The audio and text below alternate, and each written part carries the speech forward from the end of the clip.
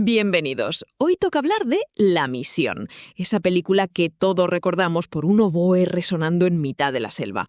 Es curioso cómo la crónica de unos jesuitas dispuestos a perderlo todo acabó ganando el premio más importante en Cannes. Pero el verdadero misterio no es ese.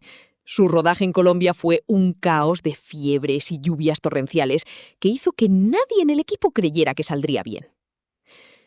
¿Por qué una historia tan lejana nos sigue doliendo en el pecho? Hoy vamos a descubrir por qué este drama sobre la culpa y la redención sigue funcionando tan bien. No es solo por sus paisajes, es por cómo retrata el eterno y desigual choque entre los que se guían por la conciencia y los que simplemente ostentan el poder.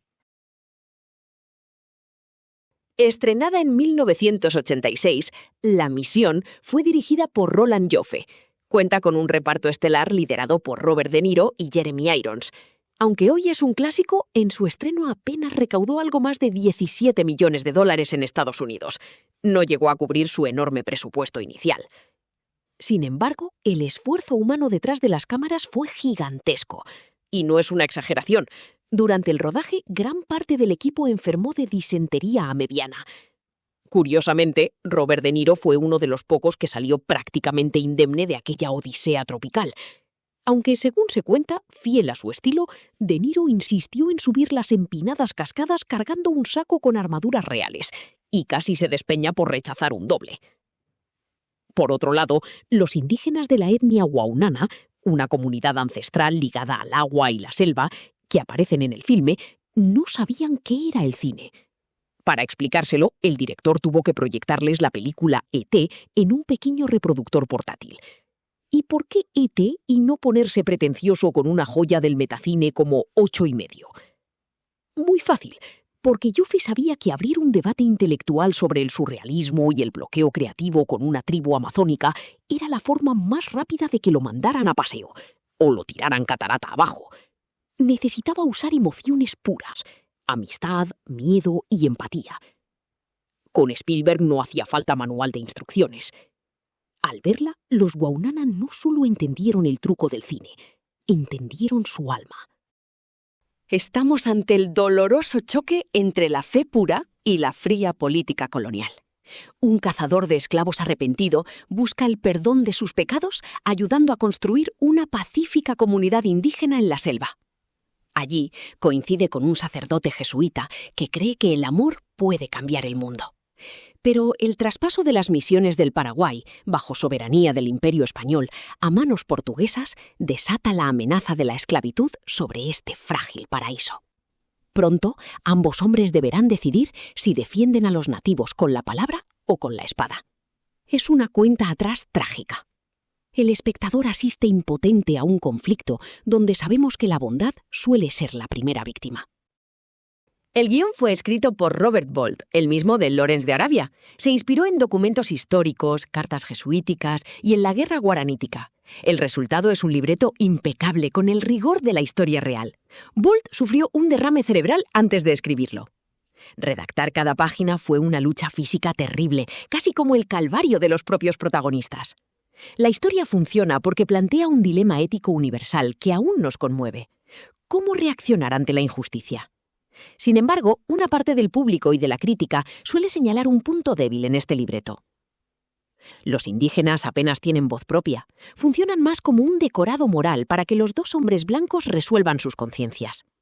Aun con ese desequilibrio, el texto logra que sientas el peso de cada decisión. Te obliga a preguntarte qué harías tú en su lugar. No busca dar respuestas fáciles, sino dejarte pensando mucho después de que terminen los créditos. Roland Joffe tomó una decisión clave. Nada de decorados de cartón piedra. Se llevó a todo el equipo a las selvas de Colombia y a las imponentes cataratas del Iguazú, en la frontera entre Argentina y Brasil. Una decisión que disparó el presupuesto por una pesadilla logística. La humedad destruía el celuloide, obligando a sacar los rollos en helicóptero y enviarlos en avión a Londres solo para revelar el negativo. Pero esta localización valió la pena.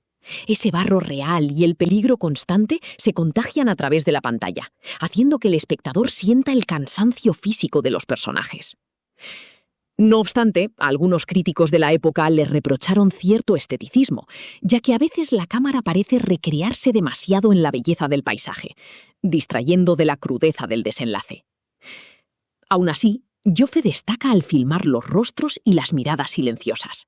Consigue que un simple cruce de ojos entre un soldado y un jesuita transmita más tensión que una gran batalla. Sabe cuándo callar y dejar que la cámara hable por sí sola. La química entre los protagonistas nace de un contraste absoluto de estilos.